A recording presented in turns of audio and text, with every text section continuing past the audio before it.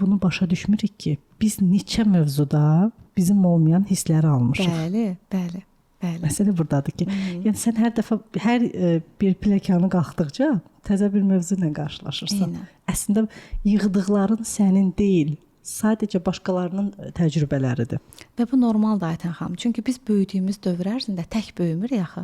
Bizim həyatda əlimizdən tutan insanlar var. Valideynlərimizdən başlayır həyatımız və yaxud da türklər buna baxım verən deyirlər. Ola bilər kimsə valideyni yox, nənə, baba və s. həyat situasiyalar fərqlidir. Bizə baxım verən, yəni bizi böyüdən şəxslər, daha sonra bizim bağça, bizim məktəb, institut və s. yəni situasiyalara görə dəyişir bizim o əlimizdən tutan insanlar və onların fikirləri bizə də dolayısıyla keçmiş olur. İndi məsələ də burasındadır ki, deyir o söhbətin Mustafası orasındadır ki, bəli. Biz onu dərk eləyək. Nə bizə aiddir. Ola bilər ki, həmin fikirlərdən, təlqin olunmuşlardan bizə çox xeyri olan fikirlər də ola bilər. Niyə də yox? Əgər bu bizə xidmət edirsə,